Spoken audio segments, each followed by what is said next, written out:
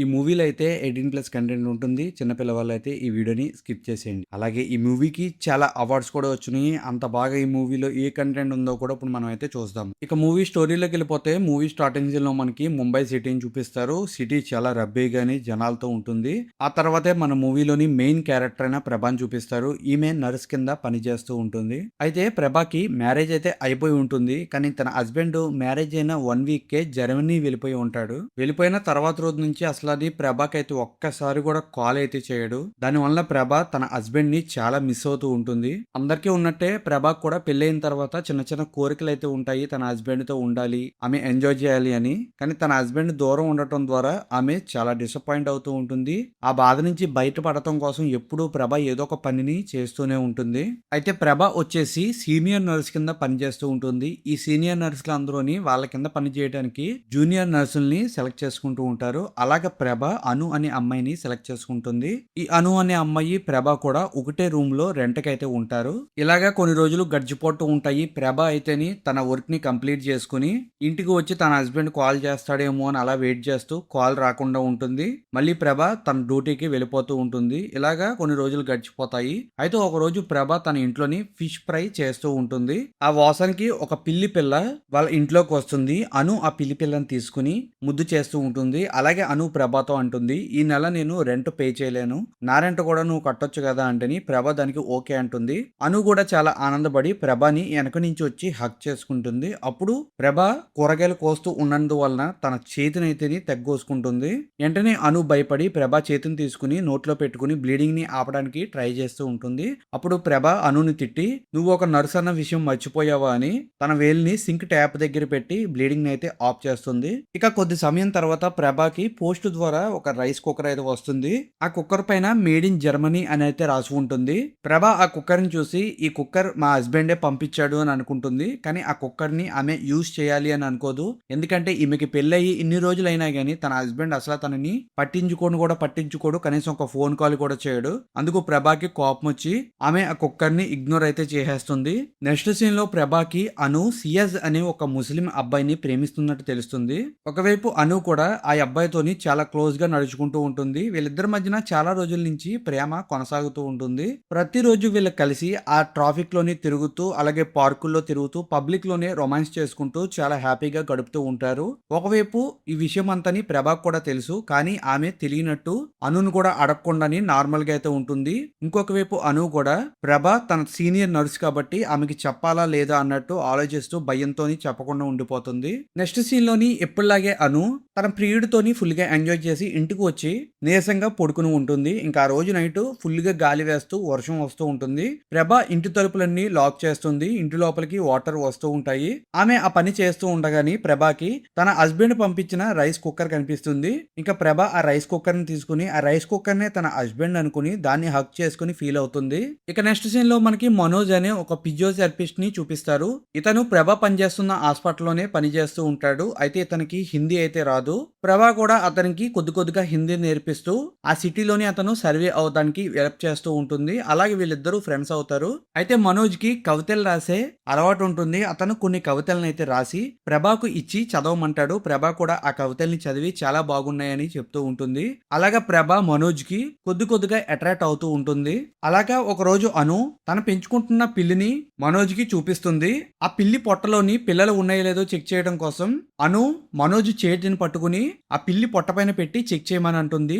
అయితే అను మనోజ్ చేతిని పట్టుకుంటాం ప్రభాకి అయితే నచ్చదు. ఒకటేసారి ఆమెకి కోపం వచ్చి అను పైన చిరాకు పడుతుంది. అనుకి అసలు ప్రభ ఎందుకు అలా చిరాకు పడిందో అర్థం కాదు.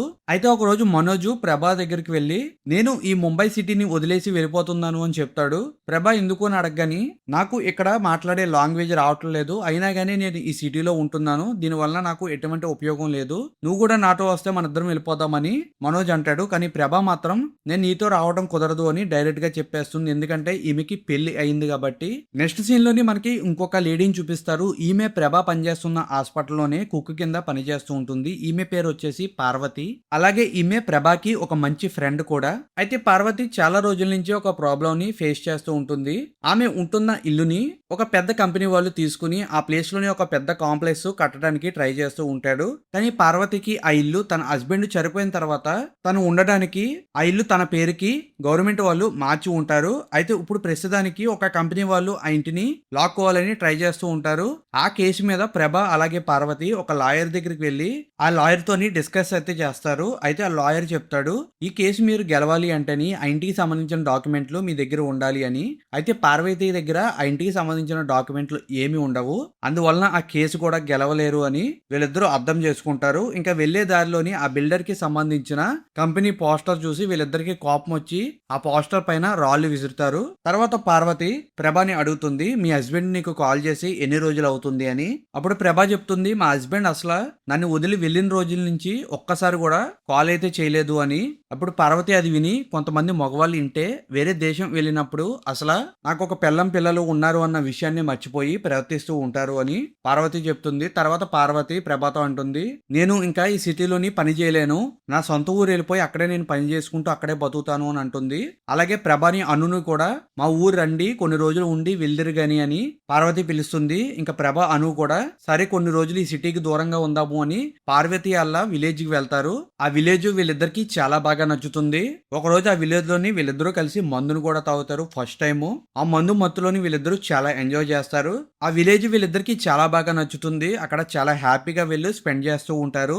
అయితే ఒకవైపు అనుని లవ్ చేస్తున్న సియాజ్ కి అను పార్వతి వాళ్ళ ఊరికి వెళ్ళింది అన్న విషయాన్ని తెలుసుకుని అతను కూడా ఆ విలేజ్ కి అయితే వస్తారు.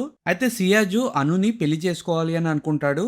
అను కూడా సియాజు తనని పెళ్లి చేసుకుంటాడు అన్న విషయం తెలిసిన తర్వాత చాలా హ్యాపీగా ఫీల్ అయ్యి చాలా షాపింగ్ ని కూడా చేస్తుంది. కానీ కొన్ని రోజుల తర్వాత సియాజు పెళ్లి క్యాన్సిల్ అయ్యింది అని చెప్తాడు. దాని వలన అను చాలా డిసప్పాయింట్ అవుతుంది. సియాజుతో మాట్లాడకుండా దూరంగా అయితే ఉంటుంది. అందుకు సియాజు అనుకి సారీ చెప్పాలి అని ఈ విలేజ్ కి అయితే వచ్చి ఉంటాడు. అలాగే సియాజు అనుకి సారీ కూడా చెప్తాడు. అలాగే వీళ్ళు ప్రతిరోజుని సీక్రెట్ లొకేషన్స్ లోని కలిసి వాళ్ళు రొమాన్స్ కూడా చేసుకుంటూ ఎంజాయ్ చేస్తూ ఉంటారు. అయితే ఒక రోజు ప్రభ అక్కడున్న అడవిలోంచి వెళ్తూ ఉండగాని అను అలాగే సియాజు రొమాన్స్ చేసుకుంటూ ఆమె కల్లారా అయితే చూసేస్తుంది. వాళ్ళిద్దరిని చూసి ఈమె చాలా ఫీల్ అవుతుంది, నాకు కూడా హస్బెండ్ ఉన్నాడు కానీ నాకు ఎటువంటి సుఖం లేదు అని. ఇంకా అలాగే ఆమె ఫీల్ అవుతూ ఒక రోజు ఒక బీచ్ ఒడ్డు దగ్గర కూర్చుని ఉంటేని సముద్రంలోంచి ఒక వ్యక్తి కొట్టుకుని వచ్చి ఉంటాడు. ఆ వ్యక్తి ఆ ఊరికి సంబంధించిన వాడు. అతను కొనుపిరిలో ఉంటాడు. ఎలాగో ప్రభ నర్స్ కాబట్టి అతని దగ్గరికి వెళ్లి అతనికి సిపిఆర్ చేసి అతనికి ఆక్సిజన్ ని కూడా ఇచ్చి అతన్ని బతికిస్తుంది. ఆ వ్యక్తి బతుకుతాడు. అక్కడ ఉన్న వాళ్ళందరూ కూడా ప్రభాకి క్లాప్స్ కొట్టి థ్యాంక్స్ అని చెప్తారు. ఇక ఆ రోజు నైట్ ఆ వ్యక్తి చాలా నీరసంగా ఉండటంతో అలాగే అతని ఒంటిపైన చాలా దెబ్బలు ఉండటంతో ప్రభ ఆ వ్యక్తి దగ్గరికి వెళ్లి అతని ఒంటిని క్లీన్ చేసి అతని ఒంటిపైన ఉన్న గాయాలకి మందును వేస్తూ ఉంటుంది. ఆ వ్యక్తి కూడా మెలకువలోకి అయితే వస్తాడు. ఆ వ్యక్తి ప్రభాని చూసి ఆమెతో మాట్లాడుతూ ఆమె దగ్గరికి వెళ్లి ఆమెతో కలవాలని ట్రై చేస్తూ ఉంటాడు. అయితే ప్రభ కూడా అతన్ని నో అని అనదు, అతనికి కోఆపరేట్ చేస్తుంది.